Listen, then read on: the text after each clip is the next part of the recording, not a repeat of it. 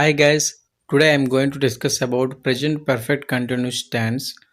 ఈ present perfect continuous tense అనేది మన ఏదైనా ఒక పని పాస్ట్లో స్టార్ట్ అయ్యి పాస్ట్లో కూడా కొంతకాలం కొనసాగుతూ ఉండి ప్రజెంట్ ఇప్పుడు కూడా కొనసాగుతూ ఉంటే ఆ పనిని మనం ప్రజెంట్ పర్ఫెక్ట్ కంటిన్యూస్ టెన్స్లో చెబుతాం ఫ్రెండ్స్. అయితే ప్రజెంట్ పర్ఫెక్ట్ కంటిన్యూస్ టెన్స్లో మనం రెండు కీవర్డ్స్ అనేవి ఉపయోగిస్తాం.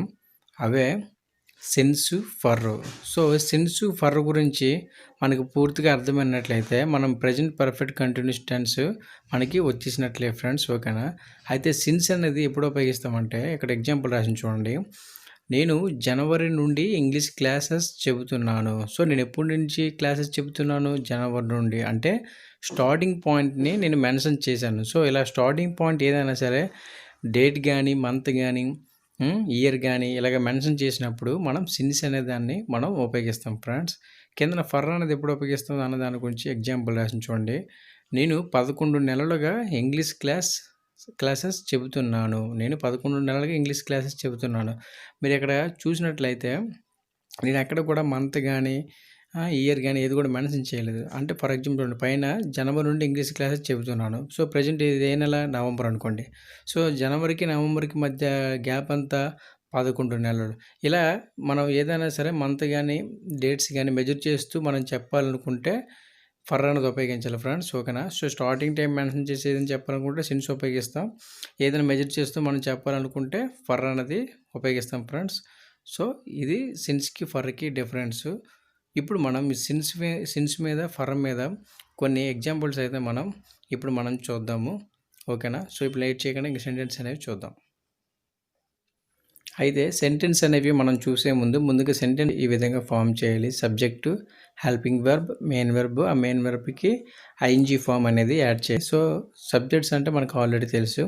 అయితే ఈ ప్రజెంట్ పర్ఫెక్ట్ కంటిన్యూస్ టెన్స్లో మనం హెల్పింగ్ వెర్బ్స్గా హ్యావ్ బీన్, హ్యాస్ బీన్ ఉపయోగిస్తాం. అండ్ మెయిన్ వెర్బ్ V1 ఉపయోగిస్తాం. ఆ V1కి ఐఎన్జీ ఫామ్ అనేది యాడ్ చేయాలి. సో సెంటెన్స్ అనేది ఈ విధంగా మనం ఇప్పుడు ఫామ్ చేయాలి. అయితే ఇక్కడ మనం ఇంకో విషయం తెలుసుకోవాలి. ఐ, వి, యు, దే సబ్జెక్ట్స్కి హ్యావ్ బీన్ హెల్పింగ్ వెర్బ్ ఉపయోగించాలి.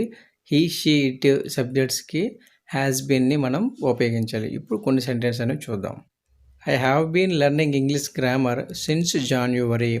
నేను జాన్యువరి నుండి ఇంగ్లీష్ గ్రామర్ నేర్చుకుంటున్నాను. ఫ్రెండ్స్, మీరు ఇక్కడ సెంటెన్స్ని గమనించినట్లయితే నేను స్టార్టింగ్ మంత్ని మెన్షన్ చేశాను కాబట్టి సెంటెన్స్లో సిన్స్ అనేది ఉపయోగించాను. ఓకేనా? సో ఇప్పుడు ఇదే సెంటెన్స్కి క్వశ్చన్ వేయాలనుకోండి. హ్యావ్ని మనం సబ్జెక్ట్ ముందుకు తేవాలి ఫ్రెండ్స్. చూడండి, కింద రాశాను. Have I been learning English grammar since January. నేను జాన్యువరి నుండి ఇంగ్లీష్ నేర్చుకుంటూ ఉంటున్నానా అనే అర్థం వస్తుంది ఫ్రెండ్స్. ఓకేనా? సో ఇది పాజిటివ్ క్వశ్చన్. ఇప్పుడు నెగిటివ్ సెంటెన్స్ చూద్దాం. కింద రాసిన చూడండి, మూడవది. I have not been learning English grammar since January. So ఈ సెంటెన్స్ మీరు గమనించినట్లయితే హ్యావ్కే నాట్ అనేది యాడ్ చేశాను ఫ్రెండ్స్. ఓకేనా? సో దీని అర్థం ఏంటంటే నేను జాన్యువరి నుండి ఇంగ్లీష్ గ్రామర్ నేర్చుకోవడం లేదు అని అర్థం వస్తుంది. సో కింద ఫోర్త్ సెంటెన్స్ చూడండి. ఓన్లీ హ్యావ్ నాట్ ఉంది కదా ఫ్రెండ్స్. హ్యావ్ నాట్నే మనం హ్యావ్ అంటే అనొచ్చు. సో హ్యావ్ అంటనే మనం సబ్జెక్ట్ ముందు తెచ్చి రాశాను ఫోర్త్ సెంటెన్స్లో.